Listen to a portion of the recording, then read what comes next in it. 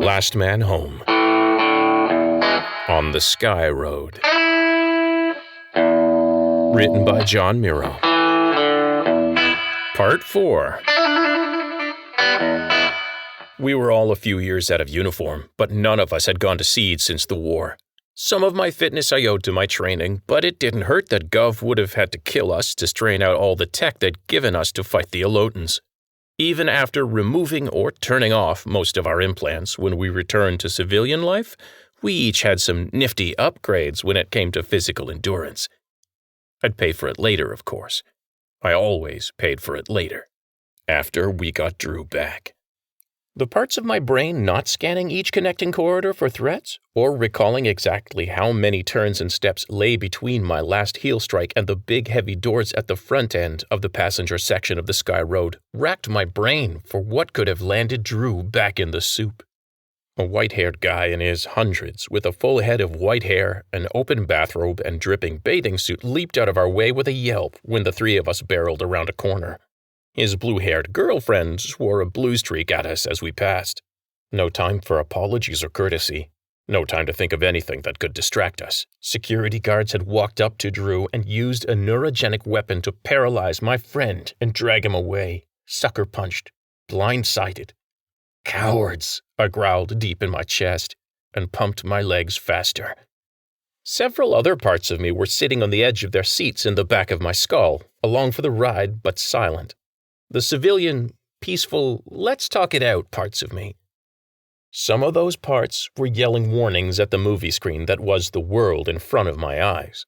Some were shaking their heads, muttering that I knew better than to go full-metal asshole on a rich man's pleasure boat. Some were just throwing popcorn and rooting for the next fight scene. One small part of me shook his head. Why the hell had I jumped into another fight without all the facts? I was on a freaking cruise ship, for Pete's sakes, not a battlefield. Then we were tearing through the target-rich grand lobby in the middle of the Sky Road, and I had to focus on avoiding warm bodies. Dead center of the room, a shaft extended several decks up and down, with glass elevators in the middle, and a spiral of boulders twining between them, water trickling down the rocks that appeared to hang impossibly in the air, frozen in mid-tumble. My architect's brain didn't waste any time staring in awe, wondering at the design that kept them in place this time. "Make a hole!" I roared at the crowd of tuxedos and ball gowns filling up the space. It was ODark 30. Didn't these people ever sleep? The violinist for a real-life string quartet fumbled his bow and the perfect music fell into discordant notes. I turned my body sideways, darting between civilians who, of course, didn't have clue number one what the hell they were supposed to do when a charging grunt politely requested room to maneuver past them. Something fruity and alcoholic coated my shoulder as I weaved through. Pissed-off rich people grumbled and gasped in my wake. A sharp hiss from Teddy shut them the hell up, and then we were through the expensive, expansive space and back inside a regular rectangular ship corridor. There wasn't a heads-up display floating in my eyeball anymore, but my mind whispered a countdown of the distance between us and the large airlock that lay 3 corridor intersections ahead. It was painted with a nature scene, slightly blurry like a Van Gogh, and it had a wooden frame around it to make it look like a theater stage. It was the absolute limit of where even the richest ship's passengers could go without crew accompaniment. There was an identical airlock at the ass end of the ship at the lowest deck. That one led to life sciences and engineering. This one up front led to the bridge, a med bay with an isolation rig for truly sick passengers and crew, administration offices, crew quarters, and the brig.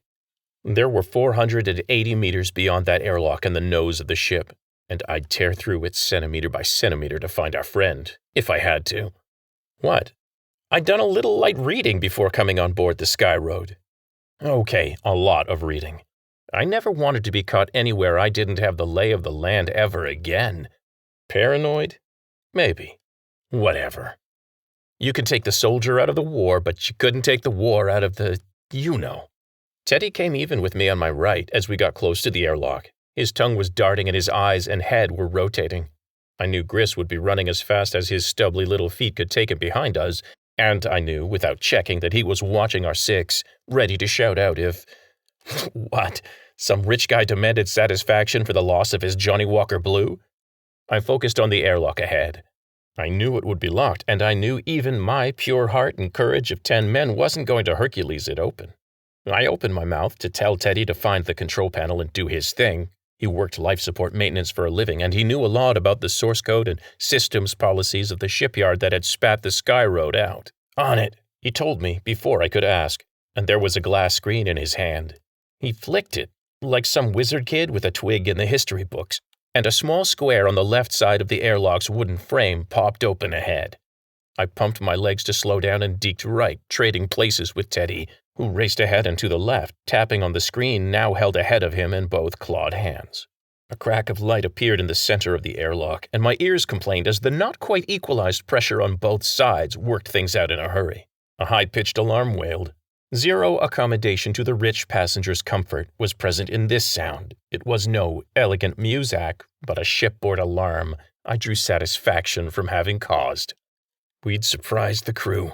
We'd cracked the gate with little effort. The computer was letting people know. The bad men were coming. My hangover was buried, thank the gods and quartermasters. The painfully loud alarm only made my lips pull back in an ugly smile as we raced through the door.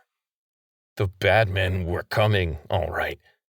And if they knew what was good for them, they'd cough up our friend before we got there. Last Man Home.